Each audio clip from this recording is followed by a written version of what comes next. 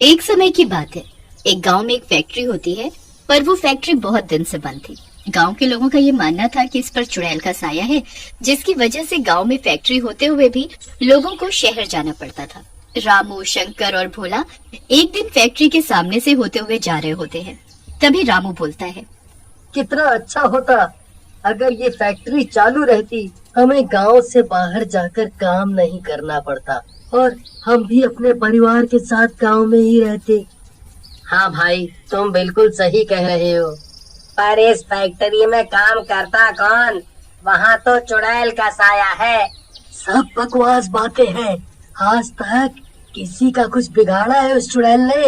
ये सब बस अफवाह है, अफवाह। कोई चुड़ैल वुड़ैल नहीं है फैक्ट्री में। ये सब बोलते हुए तीनों के तीनों अपने अपने काम पर निकल जाते हैं। फिर कुछ दिनों बाद ही गांव में एक खबर तेजी से फैल जाती है। अरे भाग्यवान, तुमने सुना?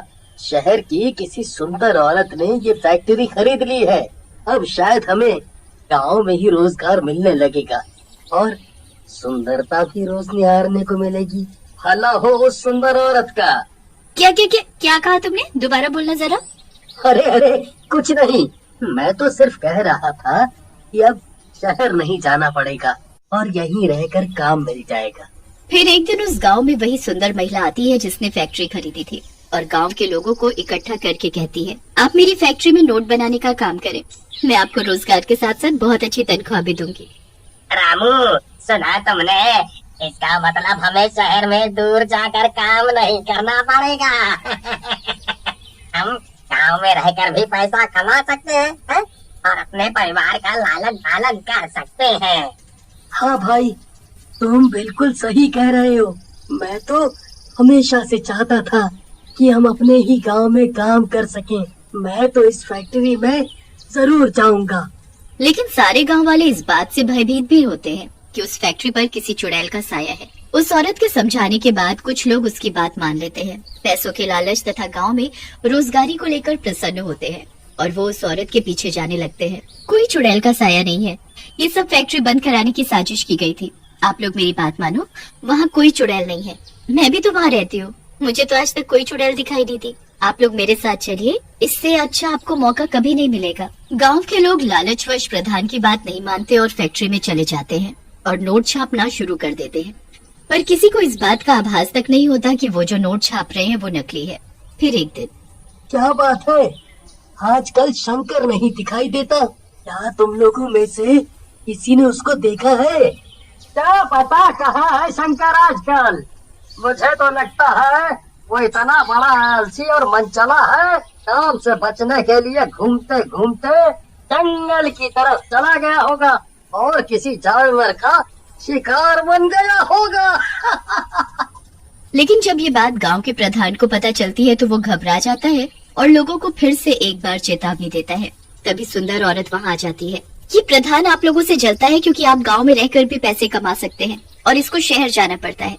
ये नहीं चाहता कि आप लोगों का भला हो। मैं आप लोगों को विश्वास दिलाती हूँ, वहाँ पर कुछ नहीं है और मैं आप लोगों की तनख्वाह बढ़ाने का भी वादा करती हूँ। तनख्वाह बढ़ाने की बात सुनकर एक बार फिर गांव वाले प्रधान की बात को अनसुना करके वहाँ से चले जाते हैं। लेकिन ऐसे ही एक एक व्यक्ति गांव से गायब होने लगते हैं। लेकिन एक दिन रामू को ये बात पता चलती है कि वो लोग जो नोट छाप रहे हैं वो नकली है। वो बौखला जाता है और अन्य गांव वालों को जाकर बताता है, भाइयों, यहाँ हम लोगों के साथ बहुत गलत हो रहा है। हमसे नकली नोट छपवाए जा रहे हैं। पर वो हमारे साथ ऐसा क्यों कर रही है? नकली नोट छापना तो एक गुनाह है। हमें उससे बात करनी पड़ेगी। इतना बोलकर गांव वाले सुंदर औरत के पास चले जाते हैं। मलकिन, ये सब क्या चल रहा है? क्या ये सच है कि आप हमसे नकली नोट छपवाती हैं? सुंदर औरत अपने असली रूप यानी चुड़ैल के रूप में आ जाती है। हाँ, मैं तुम लोगों से नकली नोट छपवाती हूँ। मुझे बहुत मजा आता है ऐसा करके। चुप हो जाओ सारे, मेरे अलावा मैं किसी की भी नहीं सुनती। तुम लोग यहीं रहकर काम करोगे। वैसे तो मैं बहुत कुछ कर सकती हूँ, पर मुझसे पहले पुलिस तुम्हारा बिगाड़ेगी जब उसको पता लगेगा कि तुम लोग नकली नोट छापने का काम करते हो। सारे गांव वाले डर जाते हैं। फिर वे सब चुड़ैल के डर से नोट छापना शुरू कर देते हैं। तभी उनका एक और व्यक्ति गायब हो जाता है। सारे गांव वाले घबरा जाते हैं। ये हमारे गांव में क्या हो रहा है? हमें अपनी मलकिन से बात करनी पड़ेगी। ये ऐसा क्यों हो रहा है? और ये काम हमें कैसे भी छोड़ना ही पड़ेगा, वरना ऐसे ही चलता रहा तो हम सब एक दिन ऐसे ही गायब हो जाएंगे, या तो हमें पुलिस पकड़ लेगी। फिर एक बार वो सब चुड़ैल के पास जाते हैं। जाने की बात सुनते ही औरत को गुस्सा आ जाता है और सुंदर औरत एक बार फिर अपने असली रूप में आ जाती है, जो कि एक चुड़ैल का रूप होता है। तुम्हें क्या लगा था मैं कोई आम चुड़ैल हूँ? नहीं, मैं वही चुड़ैल हूँ जो यहाँ सालों से इंतजार कर रही थी। तुम्हें क्या लगा था यहाँ की चुड़ैल जा चुकी है? मैं हमेशा से यही थी, बस सही समय का इंतजार कर रही थी। ये जो नोट तुम लोग छाप रहे हो, ये तुम्हें फंसाने का तरीका था, और ये असली नोट नहीं बल्कि नकली नोट है।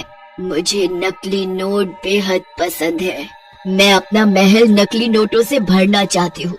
तुम लोग मेरी सहायता कर रहे थे नकली नोट छापकर भी, और मेरा भोजन बनकर भी। लेकिन उस चुड़ैल ने किसी को भी खाया नहीं होता, बस वो सबको एक एक करके कैद कर लेती है। जैसे ही वो कैद लोगों के पास पहुंचती है, वो लोग उससे पूछने लगते हैं। हमने तुम्हारी सारी बातें सुनी, तुम उन लोगों को क्यों डरा रही हो? तुमने हमें नहीं खाया तो तुम उनसे ये क्यों कह रही हो कि तुम हमें खा चुकी हो और बाकियों को खा जाओगी? क्या तुम हमें यहाँ से कभी नहीं जाने दोगी? चुड़ैल एक लंबी सांस लेती है और अपनी कहानी बताना शुरू करती है। मैंने तुम लोगों को कभी इसलिए नहीं खाया क्योंकि मैं इंसान नहीं खाती, पर हाँ, उन्हें दुख में देखकर मुझे बहुत अच्छा जरूर लगता है, क्योंकि तुम्ही जैसे लोगों ने मेरे साथ बुरा किया था। मेरा भी एक परिवार हुआ करता था, जिसमें मैं, मेरा पति और मेरी एक छोटी सी बच्ची रहती थी। मेरे पति ने अपनी सारी कमाई लगाकर इस फैक्ट्री को खरीदा था। फिर चुड़ैल के चेहरे पर एक मुस्कान फैली और उसने आगे की कहानी बतानी शुरू की। उन्होंने जब ये फैक्ट्री खरीदी तो मैं भी उनके साथ रहने इसी गांव में आ गई। तब हम लोग इस फैक्ट्री के लिए कुछ लोग ढूंढने गए और अपने काम को करने के लिए कोशिश करने लगे। हम रोज लोगों को समझाते कि इस फैक्ट्री में काम करने से उन्हें रोजगार तो मिलेगा ही। हमारी बातें काफी लोगों ने मानी भी, पर जो यहाँ का प्रधान था उसको ये बात रास नहीं आई। अपने प्रधान जी? हाँ, वही तुम्हारा प्रधान, जो अपने आप को ज्यादा होशियार समझता है, जबकि उससे ज्यादा नाकारा और नामुराद आदमी दूसरा कोई नहीं है दुनिया में।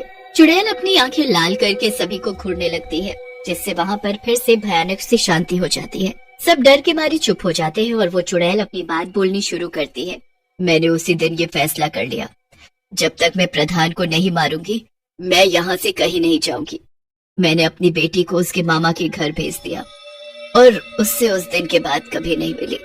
उसके बाद मैं गांव में वापस आई तो गांव वाले से सुना कि प्रधान ने ये फैक्ट्री ये बोलकर बंद करवा दी है कि यहाँ पर किसी चुड़ैल का साया है। उसी से मुझे ये तरकीब सूझी और मैंने एक बाबा से संपर्क करके खुद को चुड़ैल रूप में विकसित करवाया और अब मैं यहाँ आई हूँ उस प्रधान से बदला लेने। लेकिन तुमने हमें कैद क्यों कर रखा है?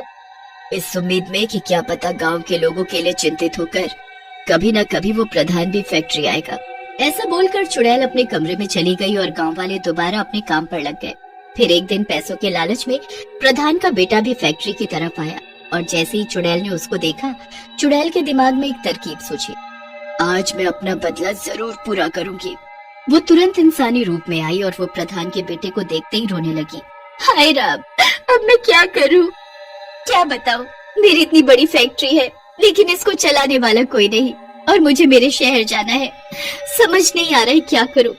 तो तुम जाओ, मेरे पापा यहाँ के प्रधान हैं। वो तुम्हारी फैक्ट्री की देखभाल बहुत अच्छे से कर लेंगे। लेकिन वो तो मुझे जरा भी पसंद नहीं करते, तो वो मेरी फैक्ट्री का ध्यान क्यों रखेंगे? औरत अचानक फिर से अपने असली रूप में आ जाती है और जोर जोर से हंसने लगती है। आ गया ना तू भी मेरे झांसे में। और बोलती है, आज मैं तुझे भी खा जाऊंगी। जब देर रात तक प्रधान का बेटा घर नहीं पहुंचता तो प्रधान परेशान होकर गांव में उसको ढूंढने निकल गया। सब जगह ढूंढने के बाद आखिर में वो फैक्ट्री ही रह गई। मजबूरी में आकर प्रधान फैक्ट्री की तरफ अकेला ही चल देता है। चुड़ैल अचानक से प्रकट होती है और बोलती है, आखिरकार तू आ ही गया प्रधान। इतना बोलकर चुड़ैल प्रधान पर कूद जाती है और गला दबाकर उसको मार डालती है। और फिर खुशी से चिल्लाने लगती है, मैंने अपना बदला पूरा कर लिया। आज मैं मुक्त हो गई। फिर वो सारे गांव वालों को भी मुक्त कर देती है